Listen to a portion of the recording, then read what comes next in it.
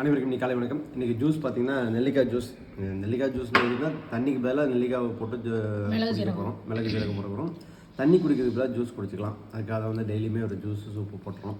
Okay, இன்றைக்கி வந்து பழம் பார்த்திங்கன்னா வந்து கொய்யாப்பழம் வச்சுருக்கோம். இந்த ஸ்டார் ஃப்ரூட்டு. இன்றைக்கி வந்து சனிக்கிழமை, முட்டை கிடையாது. அதனால் முட்டைக்கு பதிலாக வந்து மீல் மேக்கர் வச்சுருக்கோம். அதுக்கப்புறம் இது வந்து மொச்சை, ப்ரௌன் கலர் மொச்சை. இது வந்து இன்றைக்கி வந்து பொரியல் வந்து சுரக்காய்.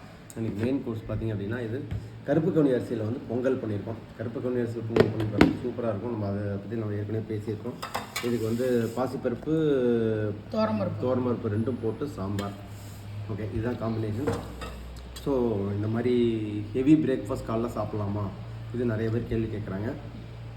பிரேக்ஃபாஸ்ட் காலையில் சாப்பிட்றது, ஹெவியாக சாப்பிட்றது தப்பு கிடையாது. ஆனால் நீங்கள் எந்த அளவுக்கு ஒர்க் அவுட் பண்ணியிருக்கீங்க அப்படிங்கிறத பொறுத்து தான் உங்களால் இது ஃபுல்லாக சாப்பிட முடியும். நீங்கள் வந்து ஒர்க் அவுட் எதுவும் பெருசாக பண்ணல அப்படின்னா இது கண்டிப்பாக பசி கம்மியாக இருக்கும், சாப்பிட முடியாது. நீங்கள் 7 மணிக்கு 8 மணிக்கு எழுந்திரிச்சு இதை சாப்பிட்ணுன்னா வாய்ப்பே கிடையாது. நான் யூஸ்வலாக 4 மணிக்கு எழுந்திரிச்சேன், வாக்கிங், யோகா இதெல்லாம் முடிச்சுட்டு சாப்பிட்றேன். ப்ளஸ் இதை சாப்பிட்டு முடித்தோம்னா இன்னும் நல்லா வயிறு ஃபில்லிங் ஆயிரும். மதிய சாப்பாடு வந்து குறைவாக தான் எடுத்துக்கிறேன். அதே மாதிரி பார்த்திங்கன்னா முதல் நாள் இரவு வந்து ரொம்ப குறைவான சாப்பாடு அப்படிங்கிறனால காலையில் ஓரளவுக்கு நல்லாவே பசி இருக்கும். அதனால் காலையில் ஃபுல்லாக பண்ணிடுவேன், ஃபுல்லாக சாப்பிட்ருவேன்.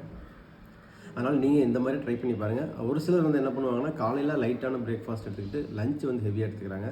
அதுவும் ஓகே தான். ஆனால் முடிஞ்ச வரைக்கும் இரவு உணவு வந்து குறைவாக எடுத்துக்கிறதுக்கு முயற்சி பண்ணுங்கள். முடிஞ்ச வரைக்கும் இல்லை, கண்டிப்பாக வந்து இரவு உணவு குறைவாக தான் எடுத்துக்கணும். அதை வந்து முயற்சி பண்ணுங்கள். ஓகே.